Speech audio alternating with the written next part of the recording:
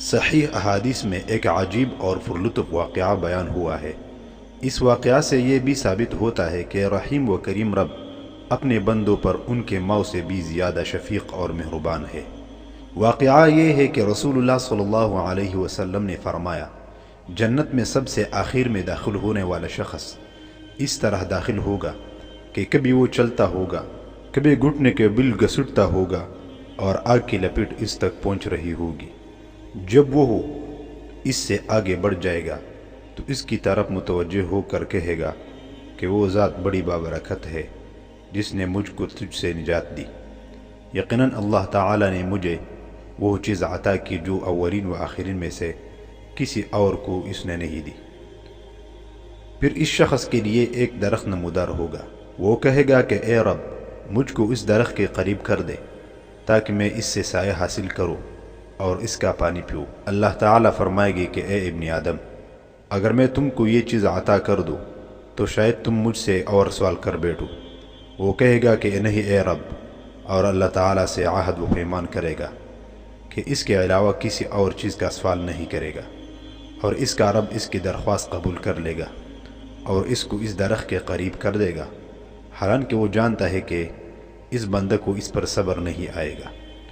وہ شخص اس سے سایہ حاصل کرے گا، پانی پیے گا، پھر اس کے لیے پہلے سے عمدہ ایک اور درخت ظاہر ہوگا۔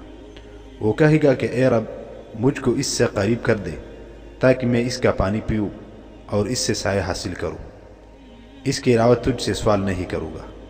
اللہ تعالیٰ فرمائیں گے کہ اے ابن آدم، کیا تو نے مجھ سے عہد نہیں کیا تھا کہ اور نہیں مانگوں گا؟ اگر میں تم کو اس کے قریب کر دوں تو شاید تم اور سوال کرو گے۔ بندہ عہد کرے گا کہ نہیں، اور کچھ نہیں مانگوں گا۔ اللہ تعالیٰ اس کو اس کے قریب کر دے گے۔ وہ اس سے سایہ حاصل کرے گا، پانی پیے گا، پھر جنت کے دروازے کے پاس پہلے دو درختوں سے عمدہ درخت وہ دیکھے گا تو کہے گا کہ اے رب، مجھے اس سے قریب کر دے تاکہ میں اس سے سایہ حاصل کروں اور اس کا پانی پیوں، اس کے علاوہ تجھ سے سوال نہیں کروں گا۔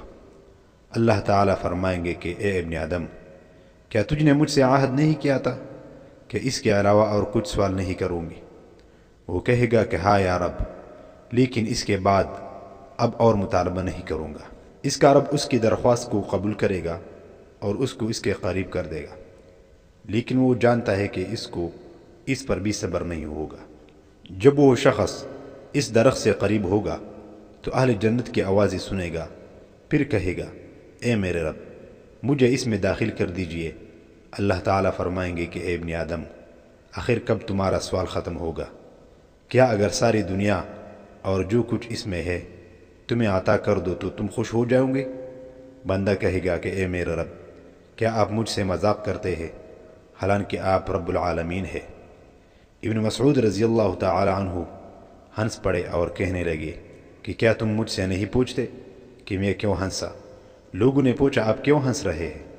فرمایا اسی طرح رسول اللہ صلی اللہ علیہ وسلم بھی ہنستے تھے۔ لوگوں نے سوال کیا یا رسول اللہ، آپ کیوں ہنس رہے ہیں؟ فرمایا رب العالمین کی ہنسی کی وجہ سے۔ بندے کی اس قول پر کہ کیا آپ مجھ سے مذاق کر رہے ہیں حالانکہ آپ رب العالمین ہے، اللہ تعالیٰ فرمائیں گے کہ نہیں، میں تم سے مذاق نہیں کر رہا، لیکن میں جو چاہتا ہوں اس کے کرنے پر قادر ہوں۔